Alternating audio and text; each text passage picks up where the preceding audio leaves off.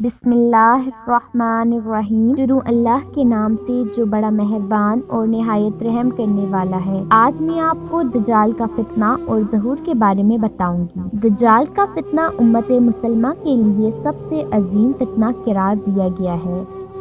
یہ وہ فتنہ ہے جو حضرت آدم علیہ السلام کی تخلیق سے لے کر قیامت کے قائم ہونے تک آنے والے فتنوں میں سے سب سے بڑا فتنہ ہے۔ دجال کے مطابق ہم مسلمانوں کے پاس جو معتبر ترین ذرائع ہیں وہ نبی صلی اللہ علیہ وآلہ وسلم کی احادیث مبارکہ ہیں۔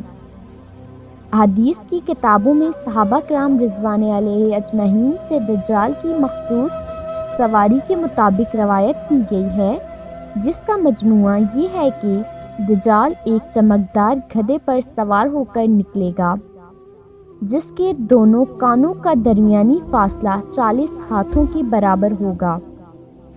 دجال اس گدھے پر سوار ہو کر سمندر میں اس طرح داخل ہوگا جیسے گھوڑا سوار اپنے گھوڑے پر سوار ہو کر ایک دم ندی میں داخل ہو جاتا ہے۔ یہ وہ وقت ہوگا جب لوگوں کی ایمانی حالت بہت کمزور ہو چکی ہوگی۔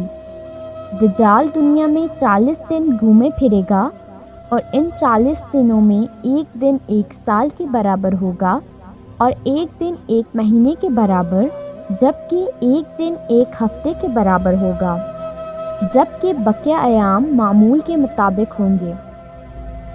دجال کے لیے زمین سمیٹ دی جائے گی، یعنی وہ بہت تیز رفتاری سے سفر کرے گا اور سورج کے غروب ہونے کے مقام پر اس سے پہلے پہنچ جایا کرے گا۔ سمندر کا پانی اس کے ٹخنوں تک پہنچے گا۔ دجال کے پاس 70,000 کی فوج ہوگی، جس کے اوپر سبز رنگ کی چادریں ہوں گی، یہاں تک کہ وہ ابو المراق کے ٹیلے پر آ کر ٹھہر جائیں گے۔ پھر وہ ایسی بلند آواز دے کر سب کو بلائے گا کہ اس کو زمین و آسمان کے درمیان ساری مخلوق سن لے گی۔ پھر دجال ان سب لوگوں سے کہے گا کہ تم لوگ میری عبادت کرو، میں تمہارا خدا ہوں۔ اس موقع پر رسول اللہ صلی اللہ علیہ وآلہ وسلم نے فرمایا کہ تمہیں پتہ ہو کہ تمہارا رب ایک آنکھ والا نہیں ہو سکتا، بھلا وہ رب جو دوسروں کو آنکھیں دیتا ہے وہ خود کیسے بینائی سے محروم رہ سکتا ہے؟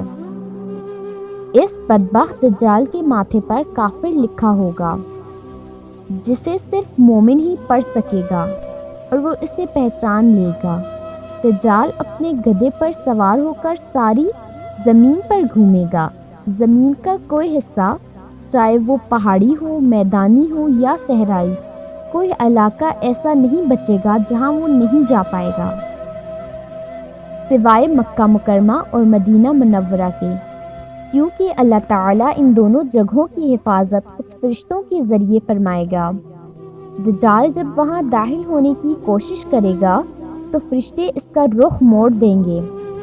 ان احادیث کی بنیاد پر یہودی خاص طور پر گدھے کی تعظیم کرتے ہیں اور وہ اپنی خفیہ عبادتوں میں گدھے کو ضرور شامل کرتے ہیں۔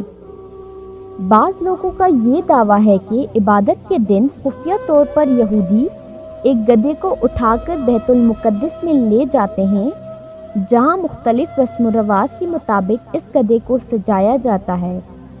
یہ تمام باتیں اس جانب اشارہ کرتی ہیں کہ خروج دجال کا وقت اب زیادہ دور نہیں، بلا شبہ یہ فتنوں کا دور ہے، اور اس وقت انسانیت دجال اور دجال کی قوتوں کے فتنے عظیم کی طرف بڑھ رہی ہیں۔ لہٰذا دجال کی قوتوں سے آگاہی رکھ کر ہی ہم اپنی نسلوں اور اپنے ایمان کی حفاظت کر سکتے ہیں۔